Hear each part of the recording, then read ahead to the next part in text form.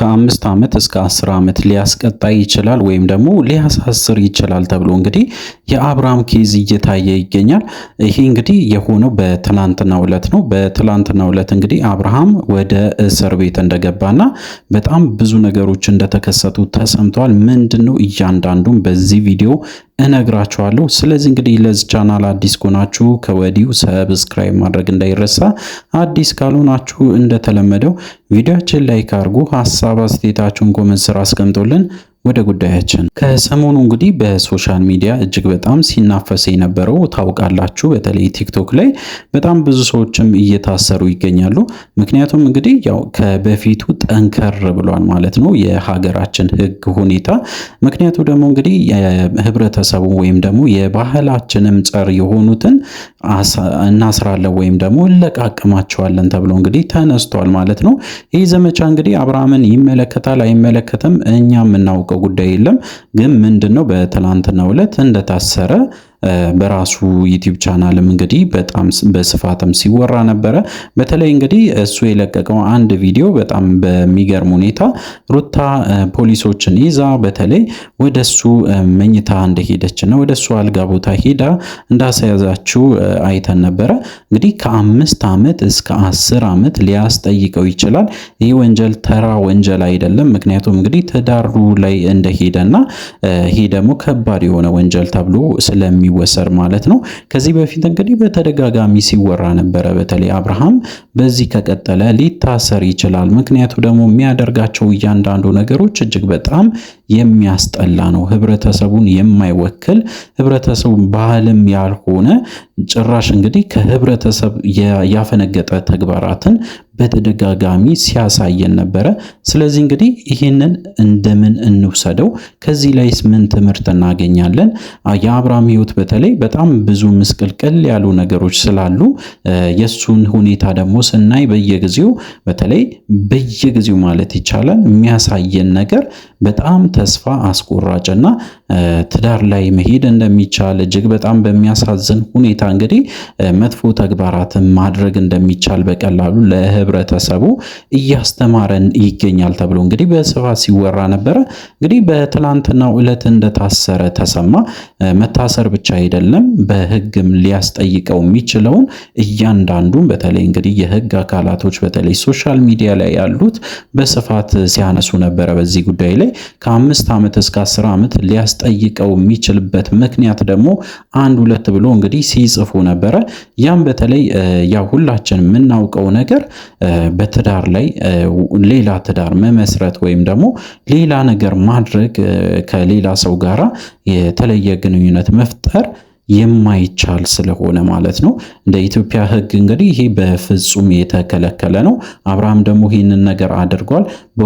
ወንጀል ብቻ ሳይሆን እንግዲህ ሊያስጠይቀው ሊያስከስሰው ብቻ ሳይሆን በጣም ብዙ ዓመታትም ሊታሰር ይችላል ማለት ነው። በዚህ ጉዳይ ላይ እንግዲህ ሩታ በጣም ደስተኛ ነበረች ብሎ በጣም ብዙ ሰውም ሲያነሳ ነበረ። እውነቱን ለመናገር እንግዲህ ሩታ እንደዚህ አይነት ነገር እንዳይፈጠር በተደጋጋሚ ስትለምነው ነበረ። አብርሃም ግን አሻፈረኝ ብሎ በተለይ እልህ ውስጥ እንደገባ ራሱም ሲናገር ነበረ። በጣም እንደተጸጸተ በአሁን ሰዓት ላይ ሲናገር ነበረ። ምክንያቱም እልህ ነው እንደዚህ ያደረገኝ፣ በጣም ሲበዛ እልህ ውስጥ ገብቼ ነበረ። ያ ደግሞ የተከሰተው በእኔ ብቻ አይደለም። ሮቤል የሚያረጋቸው ነገሮች እያንዳንዱን ሳስብ ራሴን ያመኛል። በተለይ ከሱ ጋር በተደጋጋሚ ስትመጣ ደግሞ በጣም ክብሬን እየነካ እንደነበረ ሁላችሁም አይታችኋል። ፍረዱልኝ ብሎ እንግዲህ በተደጋጋሚ ሲናገር ነበረ። ሮቤል እንግዲህ በጣም ሲናገር የነበረ ሞራሊንም የሚነካ ንግግሮችን በተደጋጋሚ ሲናገር ነበረ።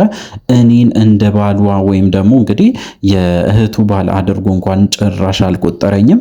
በጭራሽ እንግዲህ የሚናገራቸው ቃላቶች እጅግ በጣም የሚሰብሩ ነበረ ብሎ ነው እንግዲህ አብርሃም ሲናገር የነበረው።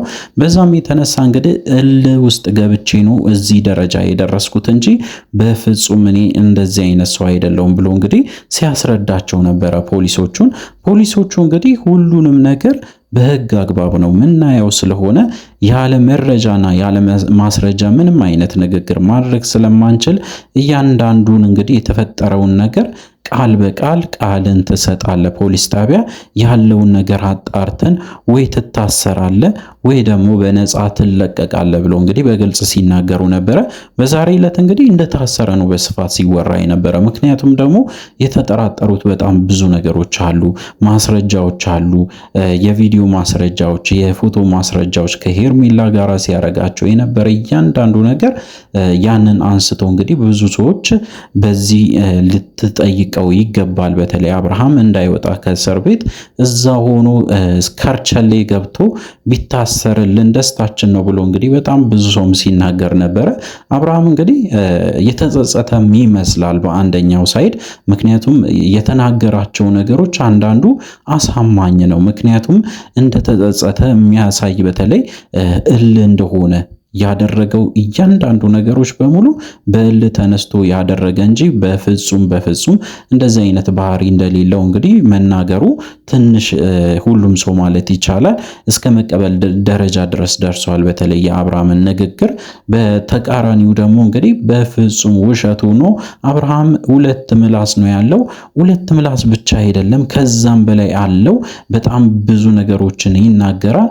አንድም ቀን እንግዲህ እውነታውን ተናግሮ አያውቅም። ምክንያቱም ራሱን ለመሸወድ ወይም ደግሞ ህዝቡንም ለመሸወድ የሚጠቀመው ስልት ነው እንጂ በፍጹም አብርሃም ከሆነ እልም የለበትም። የሚያደርገው ነገር ወዶ ፈቅዶ እያደረገ ይገኛል። በተለይ ከሄርሜላ ጋራ እያንዳንዱ የሚያሳልፈውን ቀን ደስተኛ እንደሆነበትና ከሷ ጋራ ብቻ መኖር እንደሚፈልግም በተደጋጋሚ ሲናገር ነበረ። ሩታን ግን ሆን ብሎ መጉዳት ይፈልጋል።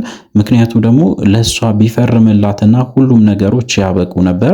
እስከዛሬ ድረስ እንግዲህ አብርሃም ፈልጎ እያደረገ ነው እንጂ ምንም የለበትም ብሎም በሌላ በኩል ደግሞ ብዙዎቻችሁ እንግዲህ እያነሳችሁ ትገኛላችሁ። በቴሌግራም እንግዲህ በጣም ብዙ ሜሴጆች እየደረሱኝ ይገኛሉ። አብርሃም ምን ላይ ደረሰ? ታሰረ ወይስ እንዴት ነው ነገሩ? ወይስ እንግዲህ እስከዛሬ ድረስ እንደሚሆነው እስር ቤት በሩ ላይ ደርሶ ተመልሶ ይሁን እንዴ ተብሎም እንግዲህ አንዳንድ ሰው ሐሳቡን ሲሰጥ ነበረ። በሌላ በኩል እንግዲህ የታዘብኩት አንድ ነገር አለ። እሱም እንግዲህ አብርሃም በገንዘብ ሊወጣ ይችላል ቢታሰርም የሚልም አይዲያ መጥቷል። በተለይ ከዚህ በፊት በጣም ብዙ ነገሮች ሲደረጉ አይተናል። ዲኤንኤም እንግዲህ በገንዘብ ሲቀየር አይተናል።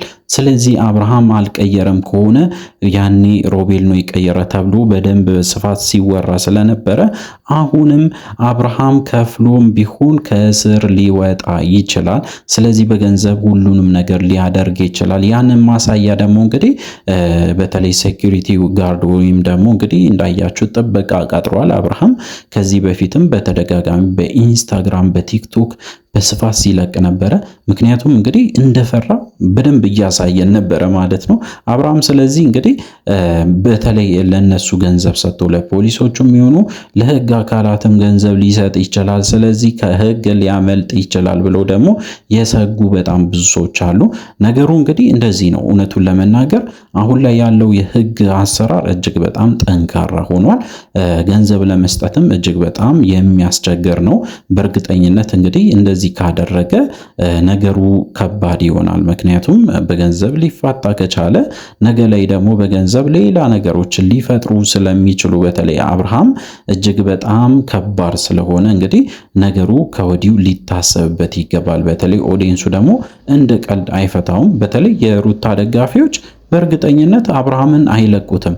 በዛም በዚህም ሆኖ እንግዲህ እስር ቤት እንኳን ባይገባ አናቱን እንደሚሉት እርግጠኛ ነኝ። ምክንያቱም የሚያደርጋቸው ነገሮች እያንዳንዱ ሩታን ለመጉዳት እያደረገ ስለሆነ ያንን በማሰብ እንግዲህ እርምጃ ሊወስዱበት ይችላሉ ብዬ ነው የማስበው። እንግዲህ ነገሮች በዚህ ቀጥሏል። እናንተም ሐሳባችሁን አስተያየታችሁን እንግዲህ ኮሜንት ስራ አስቀምጡልን። በተለይ አዲስ ከሆናችሁ ደግሞ ሰብስክራይብ አድርጉ። አዲስ ካልሆናችሁ እንደተለመደው ቪዲዮአችን ላይክ አድርጉ። ሐሳብ አስተያየታችሁን ኮሜንት ስራ አስቀምጡልን። በሚቀጥለው ቪዲዮ እስከምንገናኝ ድረስ በያላችሁበት ጤናና ሰላም ይሁንላችሁ።